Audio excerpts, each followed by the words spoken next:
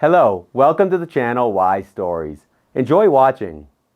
Without warning the groom's parents, the girl decided to surprise them. But accidentally mistaking the house, she froze, hearing. Carmen was studying another case and simultaneously pondering the meaning of human life. Behind each line she read, there was someone's fate, shattered hopes, and cosmic despair. Time and again, the young lawyer mentally asked herself, why don't people appreciate what they have? Why does love fade so quickly and families fall apart? There were no clear answers to these difficult questions, which frustrated her the most. Carmen opened another folder with details of another family's breakdown. She had only skimmed the first paragraph when the door to her small office burst open noisily. Standing in the doorway was Enrique Coronel. Carmen instinctively jumped up. "Senor Coronel, I haven't had a chance to go through all the materials yet." The boss frowned. "Toledo, why do you always jump up when I appear? Thank God, this isn't the army." Of course, I'm not against discipline, but not to such an extent. From personal experience, Carmen knew it was better not to argue with the boss. She slowly sank back into her chair. Coronel was pleased with his subordinate's obedience. "That's better, Toledo. You jump up like a schoolgirl. You've been working here long enough. You should be used to the conditions in our company by now. These conditions, are quite soft, creating a favorable environment for productive work. At least, I'm convinced of that." The boss's smile gave the girl more confidence. Carmen smiled too. "Yes, the conditions here are very comfortable, and I've gotten used to them, but I involuntarily jump up. It happens reflexively. At university, we were drilled into our heads that rules of subordination are mandatory in any structure. And during practice, we were constantly drilled." Senor Coronel lowered his hefty body into the vacant chair. "Oh, please don't tell me about that subordination. It was invented by bureaucrats who need to justify their salaries. So they come up with various rules. No, of course, I'm all for discipline, but everything should be in moderation, without overkill." The rather lengthy monologue tired the boss, and he exhaled noisily. A moment later, Enrique leaned his face closer to the miniature fan on the employee's desk. "It's scorching today, can hardly breathe. But you're smart, Señorita Toledo. Good little gadget." The boss nodded at the fan.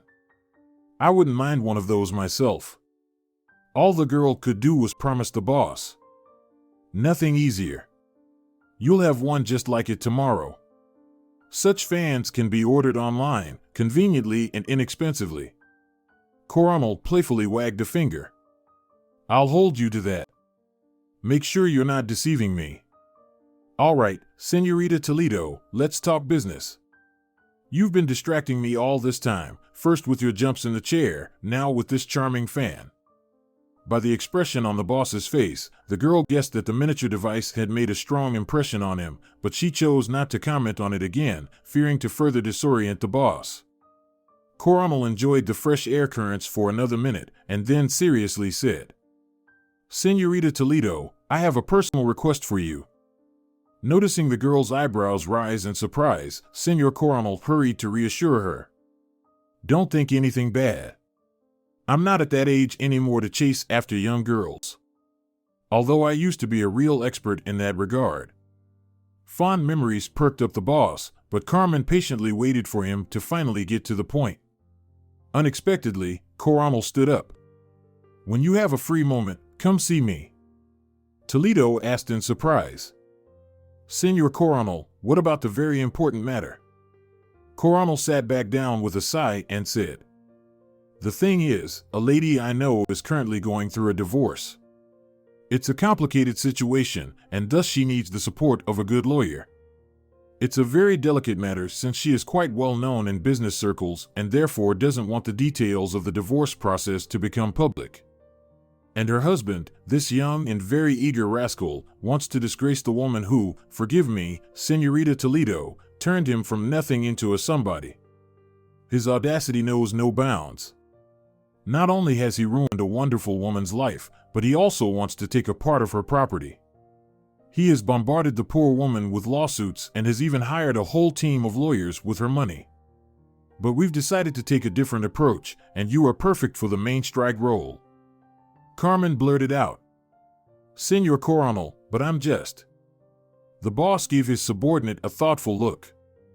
"I know you're still learning and haven't handled complex cases yet, but you haven't lost a single case so far, and that's a very important indicator in our work. I'm confident you'll handle this case too." The boss exited, gently closing the door behind him. In her heart, the young lawyer was torn with various emotions. On one hand, she was proud that Coronel trusted her, but on the other, she feared she might not live up to that trust. Her nervousness was so intense that she, following her boss's example, moved her heated face closer to the silently running fan. Carmen Toledo had worked at the private law firm for less than 3 years, but during this relatively short period, she had seen a lot. On her very first day at the company, the boss didn't bother with standard questions. He glanced at the girl and decisively declared, "You'll handle divorce cases." Of course, Carmen was taken aback by such a frivolous address, but she understood it wasn't her place to impose order in someone else's monastery. The girl gave a deep nod, indicating she accepted the command. She expected further explanations, but Coronel stared at her with a discontented look. "If you've understood everything, then why are we still standing?" Carmen shuffled uneasily from one foot to the other. "But I'm not yet informed." Senor Coronel flung a sharply sharpened pencil away from himself so that the writing instrument speared into a stack of papers. This symbolic moment made a very powerful impression on the law school graduate, as did Coronel's cry. "If you're not informed yet, go and study the urgent cases. There's no time to waste when work is piling up. We're swamped here, so there's no time for niceties. The company's reputation is at stake, understand, kiddo?" Carmen nodded mechanically again. "I understand." The girl had expected a completely different meeting. She was utterly confused by the behavior of the person under whose leadership she was to work. Out of desperation, she felt like crying and running away from this firm, but Enrique, by the expressive look on the girl's face, understood that he had perhaps gone too far. "More peacefully," he said. "Just no tears here. This place is not for the faint-hearted. You'll understand that soon enough. So it's better to get used to the work peculiarities from your very first day on the job.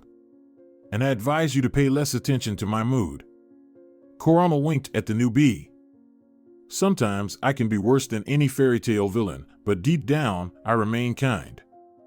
Soon enough, Carmen realized that Senor Coronel was indeed the kindest person. He treated his subordinates paternally, for which he was loved and highly respected in the team. Having calmed her nerves, the girl headed to her boss to clarify the details of the delicate assignment. But at that moment, her mobile phone rang. Seeing a familiar number on the screen, Carmen forgot about everything else. With tenderness in her voice, she whispered, "Mancho, I've completely forgotten about you because of this job." Without waiting for a reproach from her fiancé, the girl hurriedly spoke into the phone. "Sweetheart, please don't be mad. I confess, I forgot we had planned to meet. But I will make it up to you. You believe me, right?" A playful laugh followed, and then a voice that made the girl's heart beat faster. "Señorita Toledo, you know how to sweet-talk and distract attention." The girl laughed in response. "I've heard that for the second time in the last half hour." In Ramon's voice, hints of jealousy slipped through. "I wonder who beat me to it." "The boss. But I think you won't be jealous of him." "That remains to be seen. I've got a character even trickier than Shakespeare's Othello. Mancho, for me, you are the one and only. You are beyond any competition. You are my prince on a white horse." The velvety laugh of the fiancé was music to the girl's ears, and towards the end of the brief call, Ramon said, "Of course, such words are pleasant to hear, but I still want to see you. I have a little urgent matter for you. Carmelita, I'll be waiting for you in the park at our spot. And remember, you have just 5 minutes to get ready. Try not to disappoint me this time." Carmen realized that Ramon was hinting at a recent incident that had occurred during the meeting with his parents. Ramon's ancestors greeted the future bride with joyful exclamations. "Carmelita, we are so glad that our son has finally decided to give up bachelorhood." Ramon's mother added, "You are so pretty. A worthy companion for our macho." Carmen was slightly embarrassed by the overt flattery, but showed no sign. At that time, she had no idea what else lay ahead. When everyone sat down at the richly set table, the questioning began. In their insatiable curiosity, Ramon's parents went so far as to inquire about the girl's father's earnings. They were most interested in financial matters.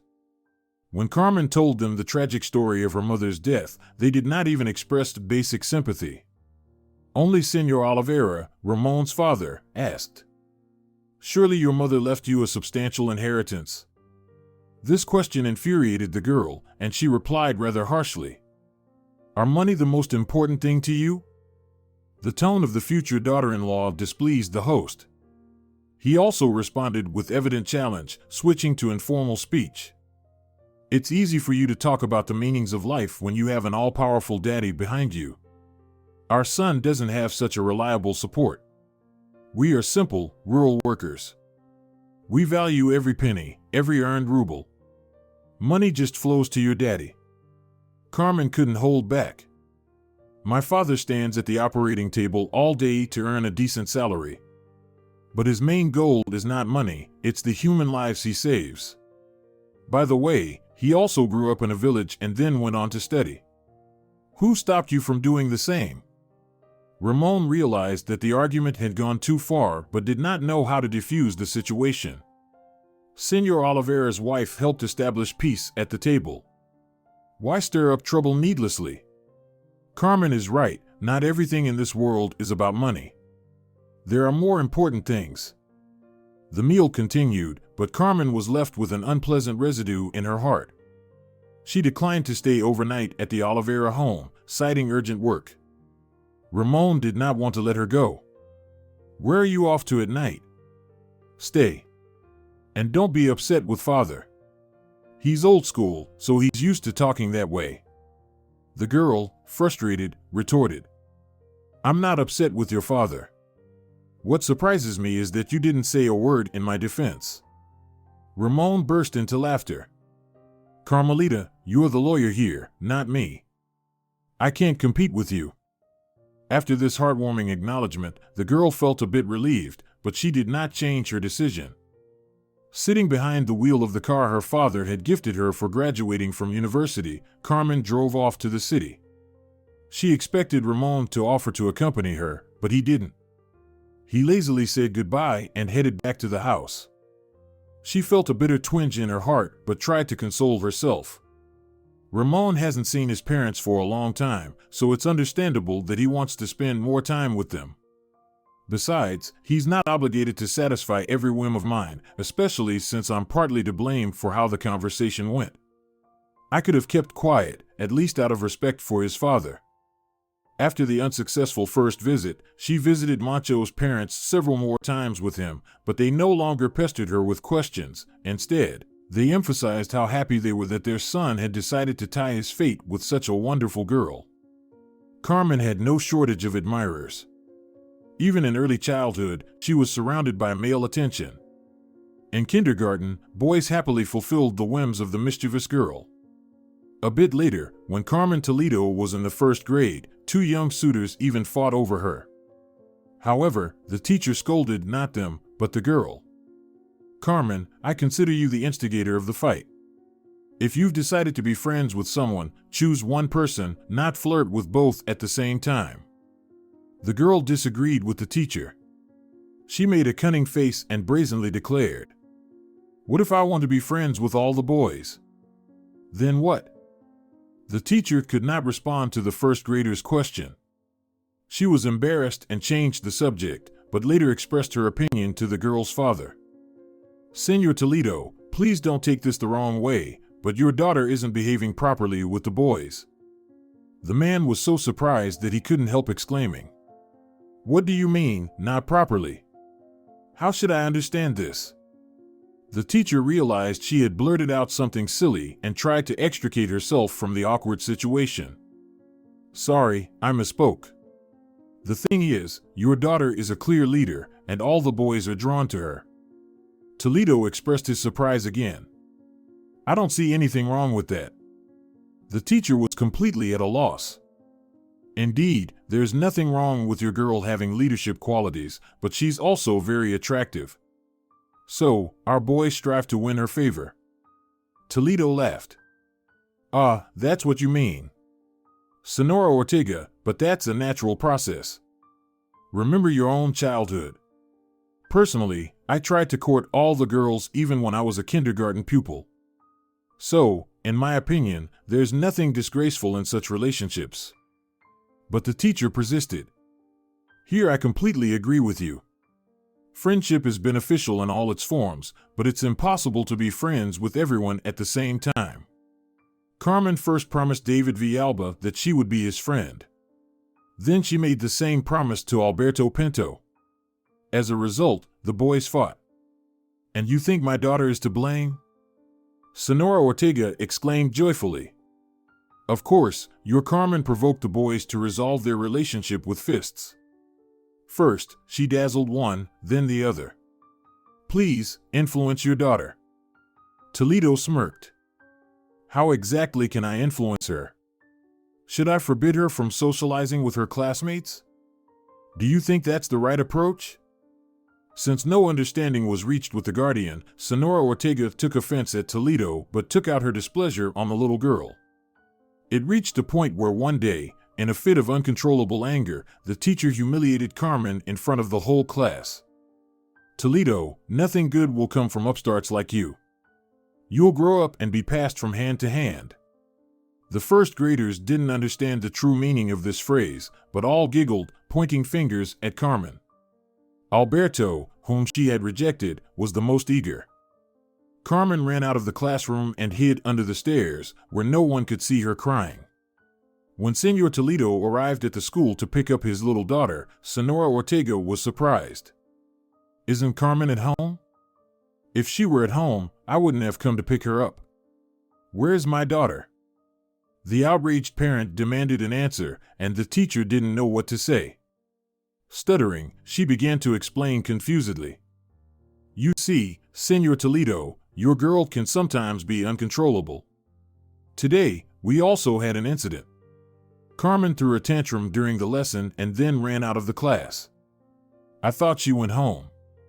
Toledo was furious. He hissed angrily. Sonora Ortega, pray to God that nothing has happened to my child. An elderly janitor helped find the missing child. As teachers and older students began to search the building and surrounding area, the woman asked, "What's all this fuss about? Did the security start another drill?" Someone from the teachers thought to ask the janitor, "Aunt Winnie, have you seen a first grader? A little blonde girl with braids?" The janitor took on a serious expression. Half the girls here have braids. One of them is hiding under the stairs. Senor Toledo rushed to the spot indicated by the janitor and found his daughter asleep on dusty sacks. Sonora Ortega, genuinely frightened, stammered, "Well, nothing serious happened. The missing child is found." Was it worth all the panic? Toledo hissed threateningly. "We'll get to the bottom of this. I promise I won't let this outrageous matter rest. Where is it seen that first graders run away from lessons?" Sonora Ortega trembled like a leaf, but was unwilling to admit her fault. "Can you keep an eye on everyone? I'm alone, and there are 20 of them." Adan Toledo was merciless towards the teacher when he delivered his verdict. "Apparently, you chose the wrong profession. It's dangerous to entrust children to you." Senor Toledo didn't scold his daughter for her rash action, but tried to find out what prompted her to run away from the lesson. Carmen immediately confessed. Sonora Ortega said that when I grow up, I'll be passed from hand to hand. Everyone laughed at me, and I got upset, especially at Pinto. And it's good that I didn't befriend him. Senor Toledo was shocked by what he heard from his 7-year-old daughter. The next morning, he went straight to the school director and demanded that the teacher who allowed herself such statements in front of children be dealt with.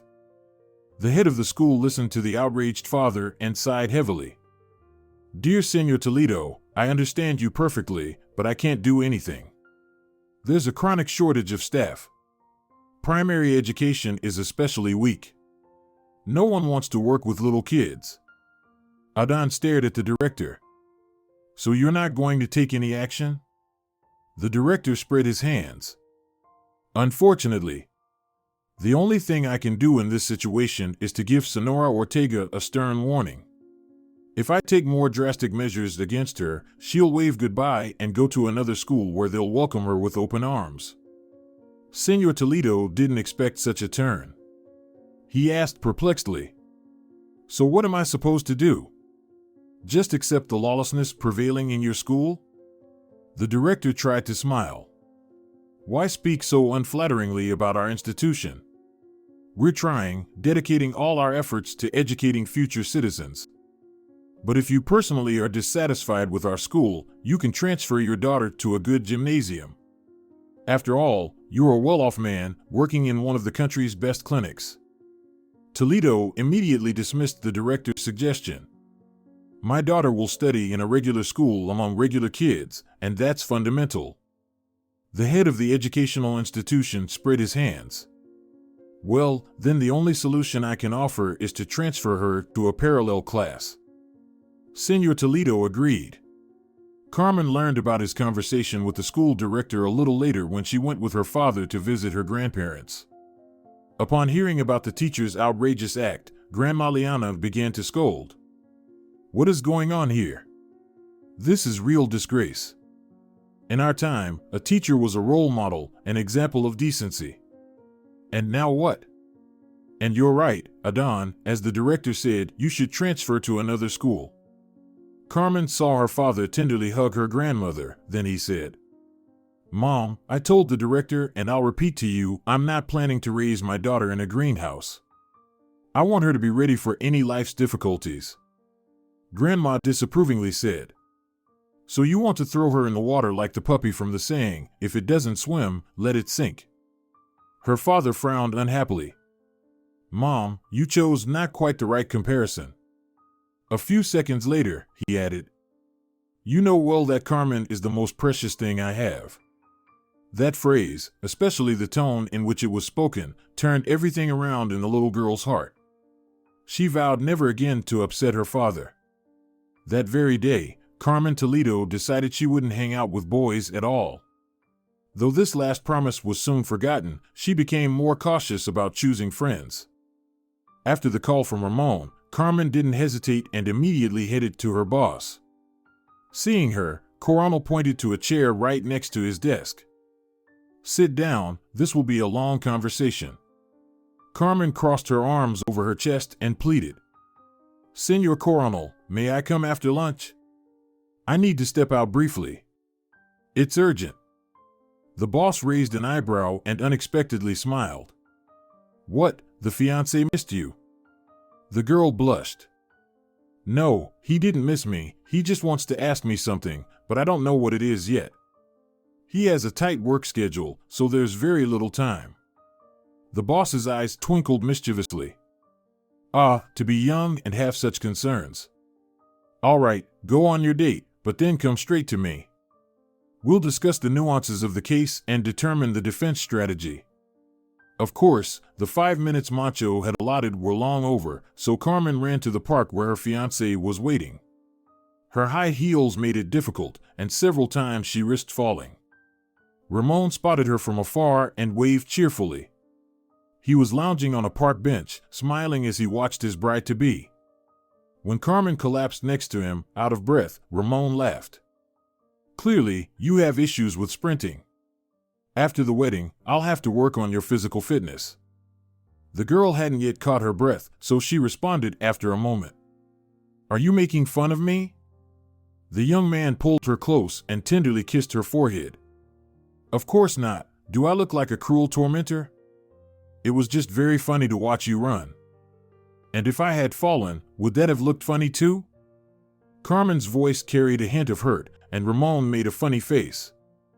Carmelita, don't get upset over such trifles. Perhaps my joke was in poor taste, forgive me. I won't do it again. The young man made a silly face. Ramon knew well what irritated and what made his future wife happy, as they had been dating for almost 2 years, which by current standards was a long time. Despite gaps in his education, Oliveira had managed to finish construction college. He was an excellent physiognomist. From a person's facial expressions and gestures, Ramon could accurately gauge their mood. This ability greatly helped in his work with clients. If he noticed that someone was dissatisfied, he would unleash his natural charm. His colleagues at work were envious. Oliveira, you're definitely lucky. Clients are literally speechless in front of you. Share the secret. How do you influence them? Ramon would have gladly shared his experience, but he himself couldn't quite explain why he never had mishaps with clients. However, the young man also never had any mishaps with women. He always tried to surround each girl or woman with attention and care, and this approach never failed. But Ramon Oliveira quickly grew tired of each romance and parted ways with girlfriends without any regrets. His parents scolded him for his frivolity, with his father being particularly earnest. Ramon, you're going to fritter your life away. I don't understand what you're restless about. Always looking for a princess. Such reprimands made the young man laugh. What if I'm lucky and a real princess does fall for me? You're a troublemaker, macho. Always living in dreams. You're from the village and should look for a village girl. It's a pity things didn't work out with Teresa. She would have made a good wife. The mention of his former lover stirred both nostalgia and irritation. Ramon made incredible efforts to forget about her. His efforts were not in vain. As time passed, the past faded more and more. Meeting Carmen proved that dreaming is harmless. Although their acquaintance happened under quite strange circumstances, Ramon immediately knew that this girl was sent to him by fate. What was most surprising was that this event coincided with his move to the city. Back then, almost 2 years ago, Ramon was just starting to learn the unfamiliar profession of a courier. After military service, he returned to his native village full of hopes, but he couldn't find a suitable job for several months. His parents patiently endured his chronic dependence, trying to help with advice. For instance, his father persistently suggested employing his son at the farm where he worked as the chief agronomist. But the head of the family started with reprimands. Ramon, stop fooling around. How much longer do you plan to loaf around? The son was annoyed by the nitpicking. Dad, you see I'm looking for a job. Senor Oliveira also began to lose his temper. Where are you looking? At home, lying on the couch. Dad, why start a pointless conversation on this topic if you know very well how tight the job market is? Ramon wanted to end the unpleasant conversation quickly, but his father persisted. You're not looking hard enough. We're short on people, and they'd gladly take you in the workshops, or you could go to construction. Didn't you study for nothing? Or do you want me to get you a job at the fuel depot? His mother would immediately join the conversation, offering her employment suggestions. They also need responsible people at the grain dryer. The pay is good and the work isn't hard because everything is mechanized. Usually, at this point, a dispute would flare up between the parents, allowing Ramon to quietly slip out of the house. He supported neither side because he once realized that he didn't want to languish in the village for the rest of his life. However, this realization didn't come immediately. Before the army and shortly after his service, he didn't consider village life that bad. Ramon even planned to settle down in his native region and have lots of kids since he had fallen in love with a girl in school whom he had long considered the epitome of beauty. Teresa Soto reciprocated his feelings. She wrote him tender letters when he was in the army. Ramon grew accustomed to the idea that he should marry her, but a tragedy with Teresa shattered all the young man's plans. The disaster occurred just when he was job searching, and this circumstance made Ramon reconsider his intentions. Without informing his parents, he simply ran away from home, taking some money from the family savings. His mother gasped when he called 2 days later to report that he was all right. "Ramon, your father and I nearly lost our minds. We didn't know what to think. Is this how you treat your parents? Was it so hard to warn us?" The grown son clumsily tried to justify himself. "Mom, I'll return the money as soon as I get my first paycheck. I'll send it immediately or bring it myself." Senora Oliveira impatiently interrupted her son. "What does money have to do with it? Though what you did was ugly, there are more important things than money." This final statement from his mother completely threw him off balance. And when he heard his mother's sobs over the phone, Ramon physically felt how her tears echoed with pain in his heart. He tried to comfort her. "Mom, please don't cry. Believe me, I didn't mean to hurt you. It all happened so spontaneously, as if someone above told me to go to the city, that my destiny was there." This confession somewhat calmed Senora Oliveira. "Maybe it is so. Maybe you will indeed find a good job in the city and, God willing, meet a good girl." Ramon felt that his mother wanted to say something more, and he was right. With a heavy sigh, Senor Oliveira informed him. "I didn't want to tell you, but Teresa has also left. Her father took her away. They are very offended by us. Maybe it's for the best that he took Teresa away." Ramon agreed. "You're right, Mom. It's better for everyone this way. Let them judge me, call me a coward, but I'm not ready for such serious challenges." His mother said nothing, but from her troubled breathing, her son understood that she completely supported him. Ramon was incredibly lucky with his job. Almost immediately upon arriving at the station, he found a suitable position at a small pizzeria. He entered the establishment just to grab a bite, but right at the entrance, he noticed a sign. Out of curiosity, he asked the girl serving him, "How long has the courier position been vacant?" The girl smiled. "Since this morning. Quite a few candidates have already shown up, but the owner didn't like any of them." Oliveira smirked. "Maybe I'll be to your owner's liking?" The girl gave him a penetrating look. "Possibly. The owner is a stickler but pays well. If you don't have a drinking problem and you're honest in your duties, then you should try." Without waiting for Ramon's response, the girl called the owner. "Senor Prado, here's another candidate interested in the job." Before Ramon could blink, a short, stout man in a chef's cap appeared. His sudden appearance stunned the young man because this person, resembling a dough ball, seemed to have materialized out of thin air. The owner studied Ramon intently, then with equal scrutiny examined his documents. Finally, he declared, "Well, serviceman, let's see what you're capable of. If you survive the probation period, I'll keep you. I don't promise much, but you won't be shortchanged."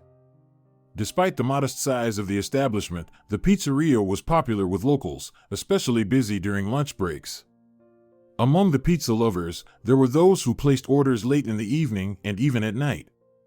Ramon roamed the city in the owner's car, delivering orders, often forgetting to eat. He frequently worked overtime, but he never complained. The owner really paid well, and soon the young man was able to rent a decent apartment close to work. One summer evening, Senor Prado asked him to stay a bit longer. "Senor Oliveira, we're in a real bind today. A catastrophe. Anthony suddenly fell ill, and we have loads of orders. Help us out, soldier." The owner had started calling him soldier from day one, but Ramon wasn't bothered by the unusual nickname. Despite his exhaustion, the young man cheerfully declared, "Senor Prado, I am entirely at your disposal. Command me."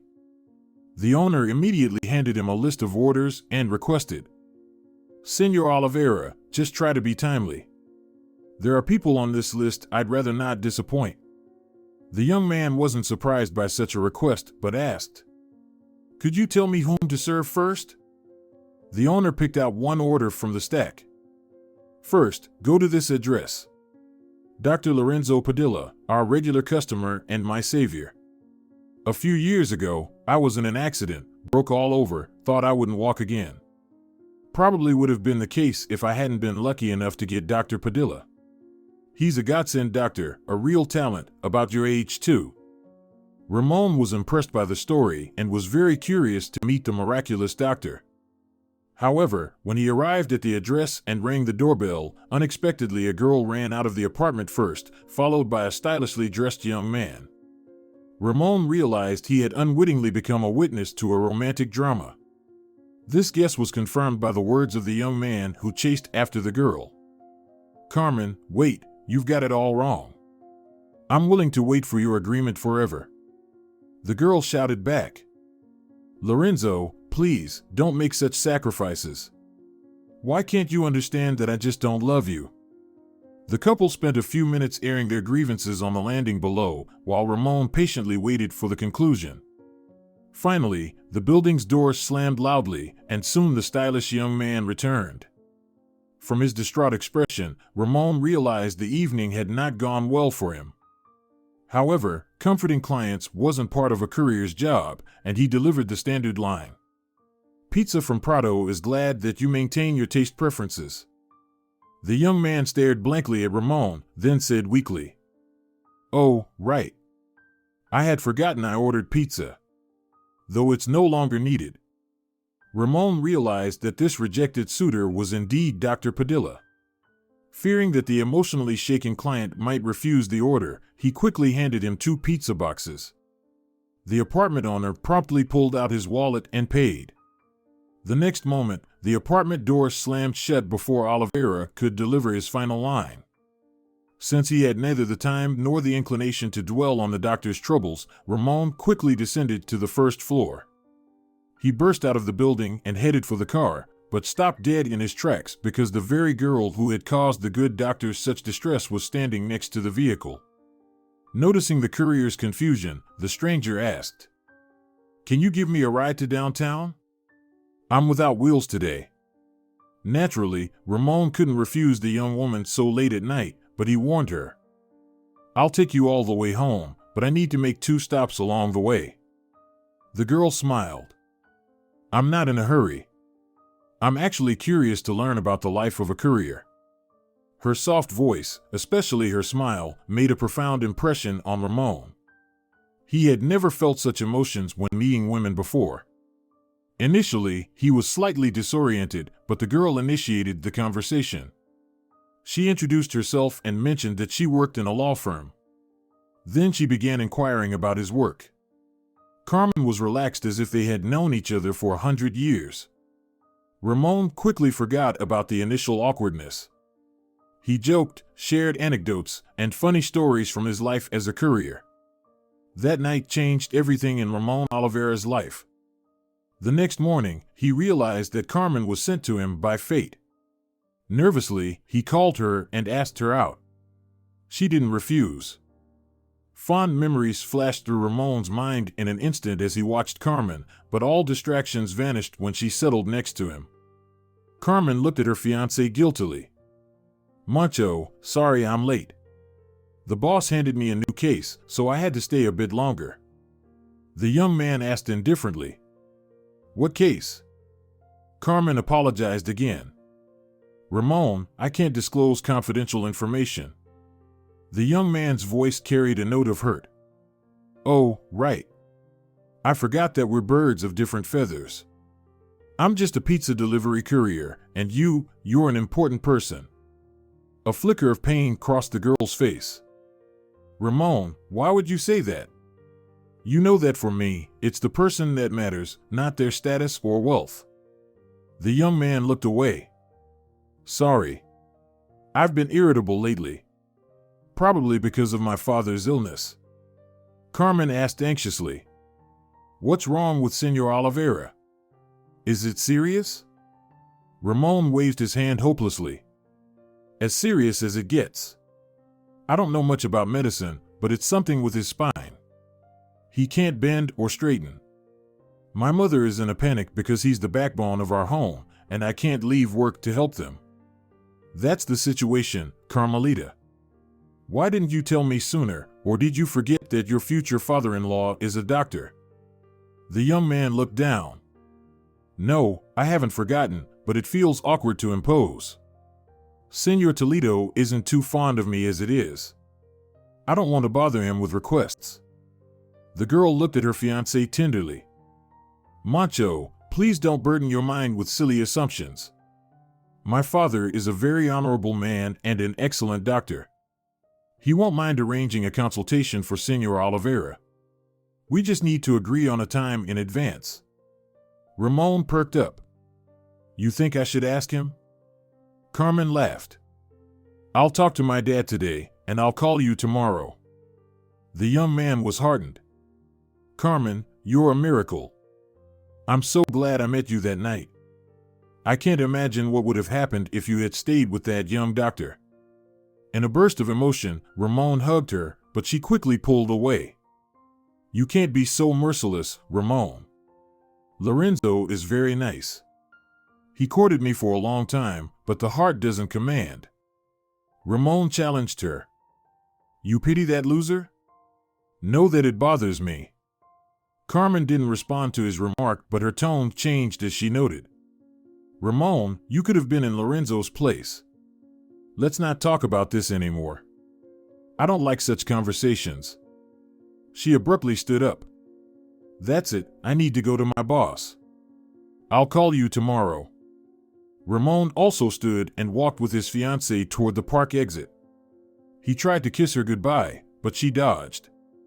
There are too many people around, and I don't like to display my feelings. He retorted unhappily. We're almost husband and wife. What's there to be shy about? Besides, you're acting very strangely. Carmen was surprised. What's strange about my behavior? Ramon smirked. For one, your wedding is coming up, and you're thinking about all sorts of unrelated things.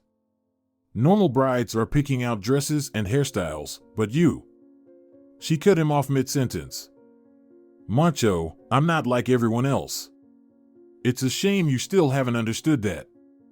Carmen hurried away, her heels clicking, leaving Ramon alone with his thoughts. He watched her disappear and thought, my princess isn't as simple as she seems. Or is she just pretending to be nice to trap me? Could I be mistaken? For the first time in nearly 2 years, Ramon doubted his choice of life partner. He tried to dismiss these treasonous thoughts, reassuring himself that even if marriage to Carmen didn't make him happy, it would at least allow him to live comfortably without much effort. Carmen, unaware of her future husband's thoughts, was deeply concerned about Senor Oliveira's illness. These thoughts occupied her as she listened to her boss, Senor Coronel, explain the details of a new case. He spoke deliberately, telling her what to consider in defending his acquaintance. Senorita Toledo, please take this case seriously. I recommend you meet with the client as soon as possible. You already have experience identifying pitfalls, so it would be good to dig up some solid dirt on her husband. Carmen nodded continuously like a bobblehead toy, agreeing with her boss. But at one point, she involuntarily imagined herself in the shoes of the unfortunate woman she was supposed to defend. The picture was so vivid that she blurted out, No, my Ramon isn't like that. Coronel looked at his young colleague in surprise. Who's Ramon? Senorita Toledo, are you all right? She managed a smile. Sorry, it just slipped out. Just my imagination running wild. Senor Coronel smirked. I know the feeling.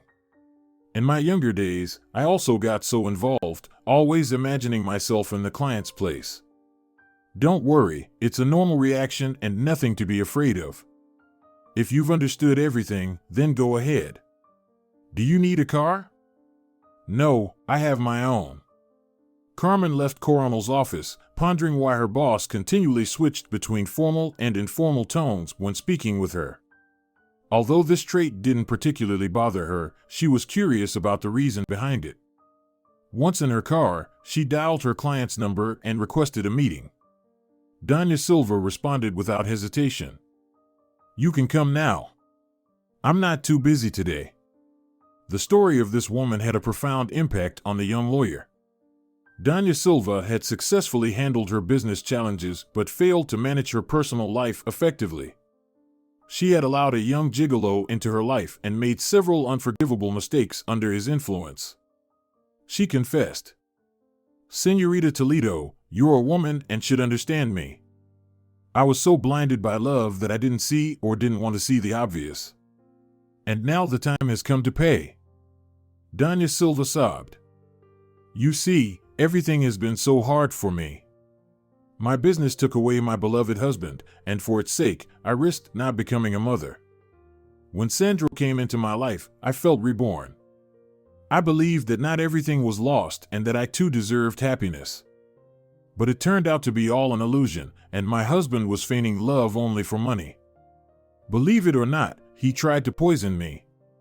Thankfully, the housekeeper noticed him slipping powder into my coffee. Toledo immediately seized on this thread. Doña Silva, did you report this to the authorities? The client immediately replied. Of course, I did. And I sent the poisoned coffee for analysis right away. After this outrageous incident, I decided to file for divorce. But Sandro beat me to it. He concocted dubious compromising evidence against me with the help of a techie friend. In short, he accused me of infidelity, defamation, and demanded compensation for emotional distress. Of course, I can handle this scoundrel, but as you understand, publicity in my case is undesirable. Carmen reassured the woman. Don't worry, I'll dig up something on your Sandro that will make him forget all about his claims. After parting ways with her client, Carmen intended to return to her office to search the database for information on the gigolo Sandro, but glancing at her watch, she realized it was too late to start an investigation today. Moreover, she still had to talk to her father. Upon opening the door to her apartment, Carmen caught a whiff of something delicious. Wow, Dad is cooking something tasty. Senor Toledo called out from the kitchen. You guessed right, daughter. Your elder sister gave me a recipe for a simple and hearty dish this morning, and I decided to experiment a bit in the kitchen. Carmen kicked off her tight shoes and blissfully slipped her feet into soft slippers. She went to the kitchen and hugged her father. Dad, you can't imagine how much I love you. Senor Toledo glanced at his daughter. I adore you too. But today, you seem a bit off. Go wash your hands, dinner will be ready in just 2 more minutes, as our cafeteria lady would say. In the small Toledo family, there was a rule, no talk of business at the mealtime. Senor Toledo strictly enforced this policy. After dinner was done, he smiled and said, All right, my daughter, now it's your turn. I cooked dinner, and you washed the dishes. Carmen playfully pouted. Dad, you know how to spoil the mood. You know I hate doing the dishes.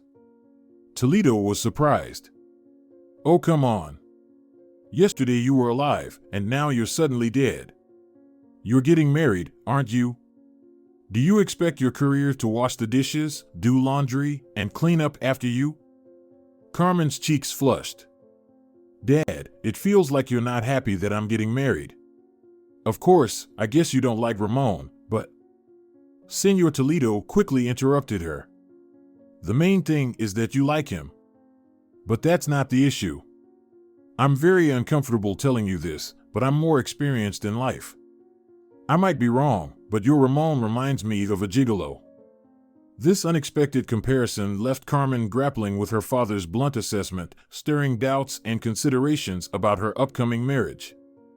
Carmen exclaimed, Dad. Toledo spoke very calmly. Sorry for being so blunt, my daughter, but I said what I think. I'll be happy if I'm proven wrong. His daughter frowned. There, you've spoiled everything. Now I don't know if I should even ask you. His smile returned. Daughter, ask me anything you want. Carmen briefly told him about Ramon's father's illness.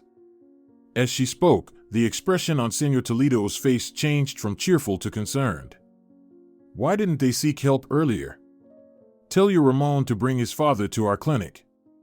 I'll ask Lorenzo to take a look at him. Carmen was surprised.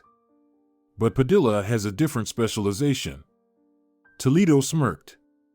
Oh, another medical expert. For your information, Senor Padilla is a very broad specialist. It's hard to find doctors like him. First, we'll see what's going on, and then we'll decide on the treatment for our future relative. In the meantime, let our patient apply this wonderful ointment to his back. Senor Toledo opened a cabinet where the first aid kit was kept. Just a moment, daughter. Bear with me. The ointment is here somewhere. It's excellent for relieving stiffness and pain in the back. After a brief search, Toledo extracted a package of ointment and handed it to his daughter. This medicine is quite expensive, but I give it without regret. Have Ramon bring this to his father tomorrow, and it's best if he doesn't delay the consultation. The girl looked anxiously into her father's eyes. Dad, do you think it's appropriate? What exactly? Well, asking Lorenzo. Senor Toledo patted her on the shoulder. Daughter, a doctor must always be true to their oath and perform their duty in any situation. Lorenzo is a professional to the core. For him, the patient's life is the most important thing, everything else is secondary. After the conversation with his daughter, Senor Toledo had trouble falling asleep. He lay in bed thinking about the complexities of his fate. How many times had it thrown him serious challenges? Was this quest not over, and was he facing another test of his resilience? Unfortunately, he didn't have the answers yet. The man turned on his side, hoping that changing positions might help him fall asleep, but restless thoughts continued to swirl in his head like a carousel that couldn't be stopped. Suddenly, a thought slipped through, making the man wary. Adon, fate constantly gives you clues that you keep missing. Senor Toledo began to meticulously recall the recent conversation with his daughter and suddenly realized what was bothering him. He whispered silently. Lucha Montero's husband, who was friends with Maria, fits the description of a gigolo. Ramon, Carmen's fiancé, reminds me of that character from the past. Realizing this would be a sleepless night, Toledo no longer tried to force sleep.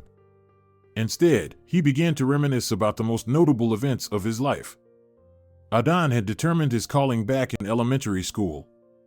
He couldn't walk past an abandoned cat or dog without trying to treat their injuries. His parents found this fascination strange, so his mother constantly scolded him. Adon, why do you bring everyone home?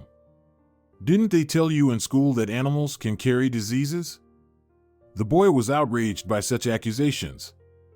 So, you think, Mom, if they're sick, they should be thrown out? But then they'd die. That would be inhumane.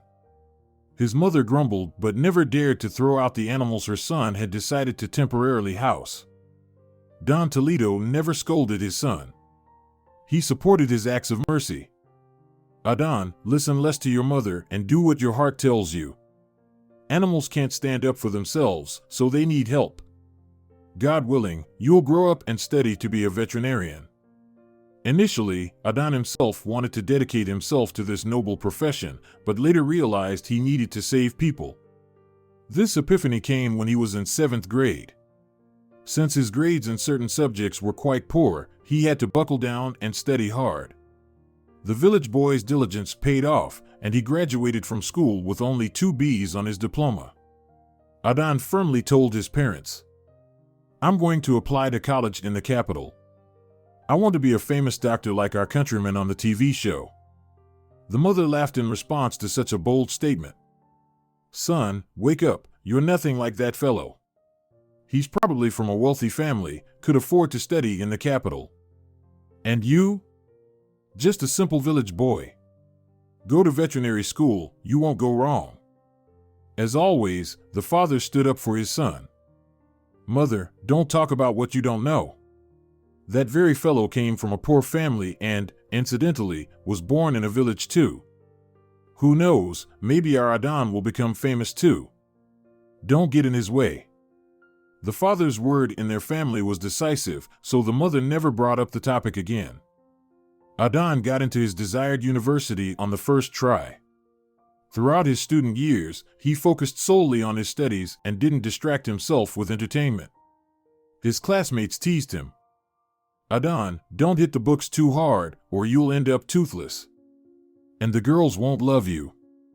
Adon wasn't offended by such jokes and usually responded, everything in its time. Once I get my diploma, I'll party for a whole month to make up for lost time. But one circumstance prevented the execution of his bold plan. In his final year, Toledo was offered a position in the Department of Military Surgery. He thought it over all night and agreed in the morning. For several years, Senor Toledo fulfilled his medical duty in various hot spots. In one such place, he met Maria, a young nurse at a military hospital. Their romance developed according to a classic scenario, and the couple was not in a hurry to bind their destinies with the bonds of marriage. However, one incident prompted the lovers to hurry up with formalizing their relationship. One night, the medical facility where they saved not only soldiers but also civilians was attacked by a gang. Miraculously, everything ended without loss. Once help arrived and the bandits were neutralized, Maria could hardly compose herself. She cried and trembled as she said, "That's it, Adon, I can't anymore. I really want to live, want a normal family and children. Good thing my contract is almost over." Adon felt similar feelings but had no moral right to show his weakness in front of his beloved. The only thing the military doctor decided to do was to propose to Maria. After barely managing to get a week's leave from his superiors, Senor Toledo went with his fiancée to the mainland. They were married at the local registry office, but the modest ceremony did not diminish the newlyweds' sense of happiness. Adon promised his young wife, "Maria, I promise that every day of our life together will be as happy as today." Most likely, Toledo would have kept his promise if not for another intervention of fate. The spouses decided to delay having children until Adon's service was over. Returning home, Maruja easily found a job and also spotted a vacant position for her husband. She shared this joyful news over the phone. "Adon, you shouldn't delay. You can't imagine what it took to persuade the chief to hold the surgeon position. And he agreed only because you have experience in field conditions." After 2 long years of separation, the spouses finally settled down for good. Naturally, the main issue they had to resolve, having children, was number 1 on the list of urgent matters. And one evening, Maruja whispered in her husband's ear, "Adon, we're going to have a little one soon. I went to the doctor today. Our baby is already 5 weeks old." Toledo was initially stunned, then he hugged his wife tightly.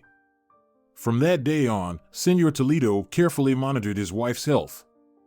He protected her from strain and controlled her daily regimen. The pregnancy went smoothly, and the spouses already knew they were having a girl. That summer day, Toledo remembered every minute. He and Maria planned to stroll through the stores to pick out comfortable clothes for the future mother, but, as luck would have it, Senor Toledo was urgently called to the department. He didn't want to disappoint his wife and offered, "Maria, can you wait for me? I'll try to handle it as quickly as possible." The woman laughed. "Yeah, right, as if I don't know what quick means in surgery. Good if you're back by morning." The man was at a loss. "So, what should we do?" The woman pressed against her husband's body, and at that moment, the baby in her womb stirred. Maria laughed out loud. "Our daughter also has a say." Toledo knelt down and pressed his ear to his wife's belly. "But I can't hear what she's saying." "But I can hear. Our daughter asked me to tell you to go to work, and we'll go shopping ourselves. I'll take Lucha Montero with me, she needs to shop too." Toledo knew his wife's friend well, a woman left by her husband with a small child in her arms. The unfortunate woman was torn between her daughter and her job. Almost every evening, Maria talked about her friend's tough fate, and it started to annoy Toledo. One day he asked, "Maruja, don't we have anything else to talk about? I understand everything and I truly sympathize with Lucha, but we have our own concerns. And besides, your Montero must have some relatives. Let them help the poor woman." Maruja then got angry at him and retorted, "She has no one. Lucha grew up in a dysfunctional family and doesn't want to know her relatives. And she just had to get such a husband." Can you imagine, he even had the audacity to demand money from Lucha, claiming she owed him. Adon felt ashamed of his remark and didn't make such comments anymore. Lucha often visited them with her daughter, and Senor Toledo got used to this duo's presence in their apartment. Moreover, the little girl behaved calmly, causing no trouble for the adults. On that last trip, Lucha also took her daughter with her. For convenience and to save time, the women called a taxi. Toledo helped them settle into the car, then headed to the department where a patient was already waiting for him in surgery. As his wife had predicted, it was a complicated case and he operated on the patient for almost 6 hours. When a tired but satisfied Toledo left the operating room and went to his department, he noticed his colleagues looking at him strangely. With a sinking voice, he asked the duty nurse, "Can someone explain what these looks and sighs mean? What happened?" The nurse made a throaty sound and burst into tears. "Senor Toledo, your wife, she's there." Toledo rushed back to the operating room, but his colleagues wouldn't let him in.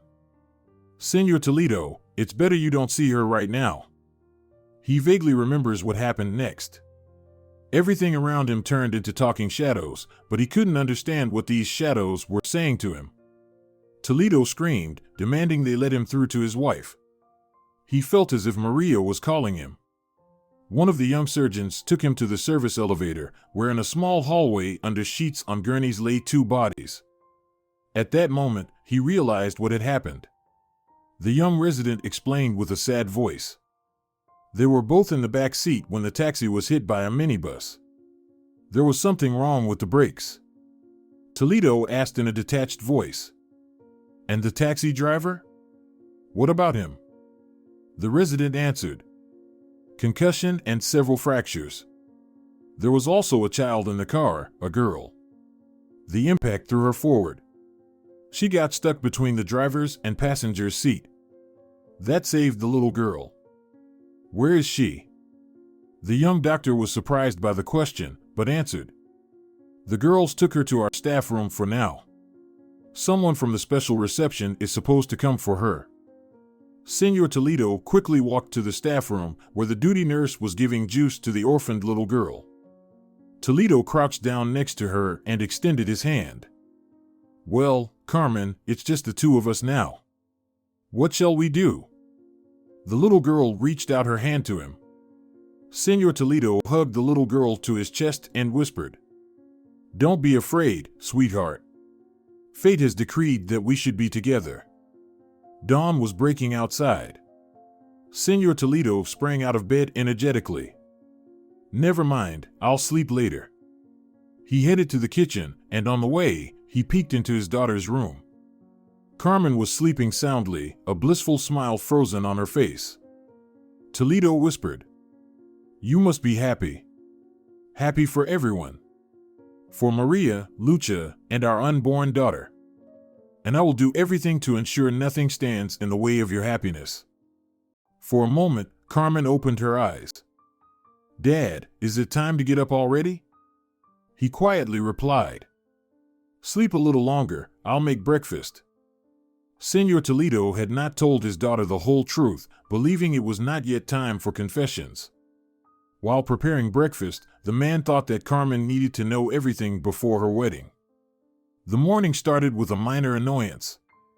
Carmen, as promised, called Ramon. She thought he would be pleased to hear that Senor Toledo was going to personally take care of his father's treatment. Instead of gratitude, she heard a displeased response. "Carmen, this is inconvenient. I can't today. I'm swamped with work. And tomorrow is completely hectic too." The girl was surprised. "Mancho, is it really so hard to ask for a little time off, considering it's about your father's health?" For about half a minute, only Ramon's noisy breathing came through the phone, and only after a long pause did he say, "I understand, but I can't risk my job even for my father. If Prado kicks me out, where will I find such a cozy spot again?" The girl was at a loss. Suddenly, Ramon exclaimed, "Carmen, could you swing by my parents after work? I'd be very grateful if you could help me out." She had other plans for the evening, but she couldn't say no to the man who was soon to be her husband. Reluctantly, the girl said, "All right, Mancho. I'll visit your parents and deliver the ointment to Senor Oliveira." Oliveira was pleased with the quick resolution of the problem. While you're at it, drop off my father in the city on your way back. No point in wasting time. Let him stay over at your place. I think Senor Toledo won't mind. Carmen was used to coordinating everything related to their joint household with her father, so she responded uncertainly. Yes, of course, he won't mind. The workday flew by in a blink. Carmen managed to dig up solid evidence against the ex-husband of a high-profile client, and she was pleased with the results of her efforts. To keep her father from worrying, she called him. Dad, I'll be late today. I'm visiting Ramon's parents. Can't he do it himself? From her father's tone, Carmen sensed his displeasure. She herself disliked that Ramon had shifted the responsibility for his parent onto her. Throughout the drive to the village, she pondered her actions. At one point, a traitorous thought visited her. Carmelita Toledo, did you rush into marriage? And overall, don't you find your relationship odd? She diligently chased away the thought, but it returned. The girl thought, I wish I could complete my mission and return home. It was already quite dark when the familiar outlines of the village where Ramon's parents lived appeared in the distance. But the road to the settlement was so broken that Carmen had to drive at minimal speed. The complete absence of street lighting made navigation difficult. The girl tried to find the right house from memory, but in the pitch darkness, it was hard to orient herself. She got out of the car and headed down the street to a house where lights were on. Soon, she heard voices that seemed familiar. Oh, I'm at my destination. Carmen quickened her pace. She walked into the yard and froze because she realized she had the wrong house. The girl was about to turn around, but from an open window, voices came again. She guessed that she had accidentally ended up in the yard of Ramon's parents' neighbors. The Salinas couple were speaking loudly, and strangely, they were discussing Oliveira. The familiar surname made Carmen hold her breath and listen to the conversation. Mostly, Aunt Tina spoke, and Uncle Mano only occasionally made brief remarks. Apparently, the conversation had not started long ago, so Carmen caught its gist. Aunt Peppa informed her husband knowledgeably. That's why you can't trust people. We live and don't know that such scumbags are nearby. Don't frown, Mano. You know I'm talking about Oliveira. They pretend to be decent, especially Peppa. The other day she was bragging to the ladies that her sonny charmed a city fool whose father is a big shot with lots of money. Uncle Mano's disapproving voice followed. Why do you go around the village collecting gossip? His wife countered. What gossip, if I heard it with my own ears? Peppa was boasting about her son's exploits. She'd better have told how her macho got Teresa pregnant and then left her. Uncle Mano nodded. Yes, that was wrong of him. And to think there was such love.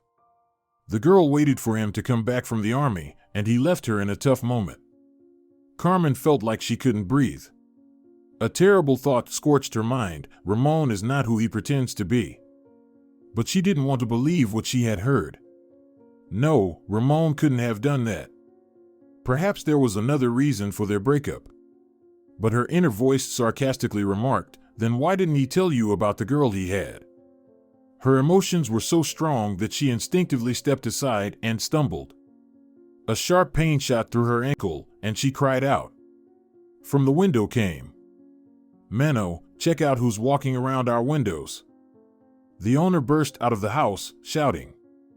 Who's there? Limping on one foot, Carmen emerged from the shadow of the trees. Uncle Mano, don't be scared. I got a bit lost. The man peered at the uninvited guest. Albertina, looks like the neighbor's future daughter-in-law wandered into our yard by mistake. The hosts warmly greeted the nighttime visitor, and Aunt Tina detailed how Ramon had treated his girlfriend. Teresa worked at the post office, riding her bike through the villages to make her rounds. Sometimes she'd be out delivering mail until late at night. And our roads, God forbid, ravines, quarries, all sorts of obstacles. One day Teresa was unlucky. She fell off a cliff when she took a shortcut. Broke both legs, damaged her spine. Oh, Poor Teresa's father thought she wouldn't survive. But she did, though she was left disabled. Carmen was eager to know what role Ramon played in this story. Aunt Pepper reluctantly said, I don't want to badmouth anyone for no reason, but right after Teresa got all broken up, Oliveira's son took off to the city. The villagers condemned him, but Peppa defended her son. She said she didn't raise her son to care for a disabled woman.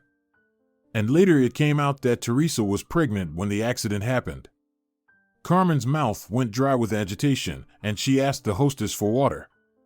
Aunt Tina handed her a full mug. Didn't Ramon tell you anything about Teresa? Carmen shook her head. No, this is the first time I've heard this story from you. And it's good that I did. Tell me, where's Teresa now? This time Uncle Mano spoke. They're close by in Highville. He quickly moved in with his sister who has a big house. Sometimes he comes here to check on the house. Carmen thanked the hosts and headed for the exit. Aunt Tina ran after her. Where are you going at this hour? You could have stayed with us overnight. Carmen smiled bitterly. Thank you for the invitation, but I need to go. She took out a package of ointment from her purse. Aunt Tina, please give this to Senor Oliveira. He has back problems, and this ointment is very effective. The woman examined the package. Oh, a foreign ointment. All right, I'll pass it on in the morning. Why don't you cheer up the future relatives yourself? Carmen waved her hand vaguely. I don't feel like it, and it's late already.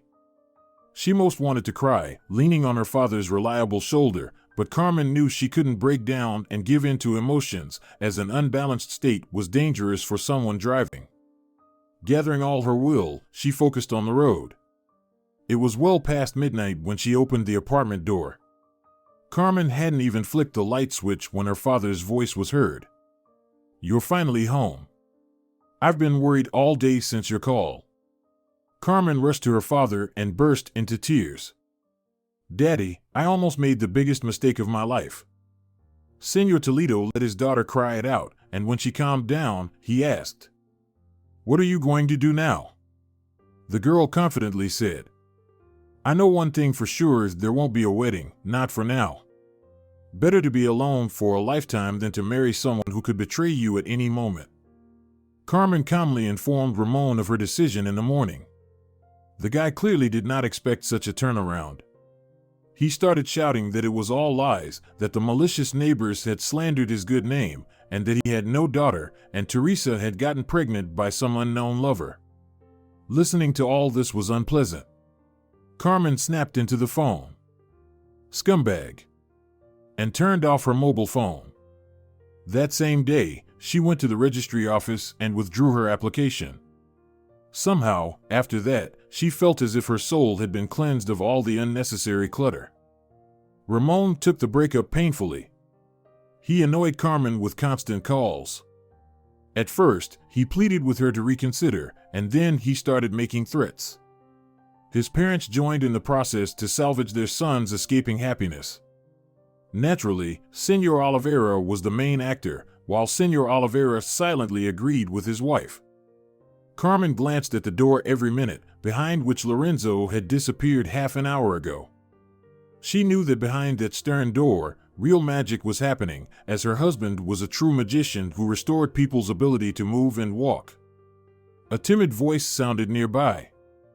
Aunt Carmen, will my mom really come? Fear froze in little Magda's brown eyes. Carmen hugged the girl. Mom will definitely come, we just have to wait for her. The little girl sighed heavily. I can wait all day, even a whole year. Aunt Carmen, will they sew on another leg for my mom? Who told you such nonsense? Your mom is not a rag doll to have a hand or leg replaced. They will fit her with a special device. She will walk with it for several months. And when it's removed, she won't need crutches anymore. This explanation deeply impressed Magdalena. Just like in a fairy tale. When I grow up, I want to be a doctor like Uncle Lorenzo and Grandpa Adon. I'll treat children's legs when they break them. The girl began to talk aloud about her distant future, and her thin voice alarmingly rang loud in the spacious corridor. Finally, the door Carmen was watching intently swung open, and Dr. Padilla appeared on the threshold. With a joyful smile, he announced, "Everything's fine, girls. We can record our first success." Magda ran up to the doctor. "Uncle Lorenzo, can I see my mom?" Padilla caressed the child's neatly combed head with unmistakable tenderness. "Let Mom rest a little, and then you can visit her. Meanwhile, you and Aunt Carmen can take a walk in the park. You both need some fresh air." Carmen agreed with her husband. "Perhaps you're right, and we do need some fresh air." She reached out to her husband, and with his help, she got up. "God, I'm becoming as clumsy as a tortoise." The man laughed. "If that's the case, I must tell you, you are a very charming tortoise." Padilla looked at his wife's stomach and very quietly said, "And there's such an awesome little turtle in there." Carmen glanced at Magdalena. "Lorenzo, think about what you say in front of a child." Unfazed, the little girl declared, "You think I don't know anything? Don't know that little kids first grow in the belly so they aren't stolen, and then they are born?" The adults laughed in relief, and Dr. Padilla said, "Smart little girl. You've come up with an interesting theory. Let me escort you to the exit, or else you might get lost in the labyrinth of corridors in our clinic." Carmen enjoyed the spring sunshine, and Magdalena entertained herself on a small playground located on the clinic's grounds. She had already made some friends and was enthusiastically telling them something. Carmen watched the girl and could hardly believe this was the same girl she had seen 2 years ago in an old house at the edge of an unfamiliar village. After breaking up with Mancho, she immediately went searching for Teresa, whose existence she learned about from neighbor Oliveira. Although the village mentioned by Aunt Tina was just a few kilometers away, Carmen spent half a day searching for this place. But the wildest part was that hardly anyone lived in Highville. A few streets of houses with boarded-up windows presented a very bleak sight. Understandably, there were no shops or other signs of civilization. The only bright spot in this dystopian scene was a little girl bustling in the tall grass. Carmen silently watched the child for a few minutes, hesitant to approach her, but then an elderly woman came out of the nearby house and asked gruffly, "What do you want?" Carmen stammered, "I'm looking for Soto." The hostess eyed her again with a disdainful look. "Are you from social services or something? It's about time you showed up. I was about to file a complaint." It soon became clear that the hostess's niece, Teresa, was almost helpless because her movements were limited after her injuries. Yet, young Teresa had not been granted disability benefits, so the aunt had to shoulder everything herself. She immediately started complaining to Carmen. "If only I were younger, but I'm already into my 70s. I'm not as strong as I used to be." Carmen asked about Teresa's father, and the woman burst into tears. "He passed away last month. Now it's just me. If something happens to me, my Teresa will be completely lost." After everything she saw, Carmen couldn't just turn around and leave. She entered the house where she met Teresa. Ramon's former fiancé greeted her guest not too warmly. "Why are you here? To relish my helplessness? Go ahead and enjoy." The young woman jumped from her chair, forgetting her crutches, and nearly fell. Carmen caught her just in time. "Teresa, I came here with a different purpose. I want to help you and your daughter." Teresa was unrelenting. "Did Ramon send you? Wants to make amends? And how much is he willing to pay me off?" Carmen requested. "Teresa, calm down. No one sent me, and I have broken up with Ramon." The young women talked for a long time and then cried together. Carmen stayed overnight at Teresa's aunt's house and left early in the morning. She told her father the sad story of the woman Ramon had abandoned. Senor Toledo decisively said, "We need to show her to Padilla. I'm sure Lorenzo will definitely help her." Teresa's fate changed in a single day. She underwent several complicated surgeries, but the belief that she could walk independently again gave her strength. However, Carmen felt she needed to do more for her friend. Despite her delicate condition, she did not leave her legal practice. Her plans included seeking child support from Ramon Oliveira for Magdalena through the courts. All the evidence was already in hand, it was just a matter of waiting for the trial. Carmen jumped when she heard a voice behind her. "Ah, there you are, lawyer." She turned around and saw Ramon's hateful gaze. But she did not lose her composure. "Yes, I'm here." "And why have you come?" The man struck a confrontational pose. "I came to tell you that you will fail. You won't succeed in pinning someone else's bastard on me. I understand that you want to take revenge this way, but I will never acknowledge this child. I will deny everything." Carmen rose from the bench. "Ramon, everything has been proven. Elena had a daughter by you. I also want to tell you that I thank God that I saw through you in time."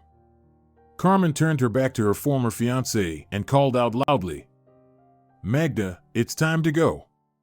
Mom must be awake by now." The girl looked curiously at Ramon. "Aunt Carmen, who was that man you were talking to?" Toledo replied indifferently, "Just a passerby. Let's go quickly." For the first time, Senor Oliveira felt what they call pangs of conscience. He watched Carmen and the running girl next to her, and he was genuinely hurt. This pain overwhelmed him, but he still didn't know how to rid himself of it. If you're enjoying it as well, leave a like and subscribe to the channel.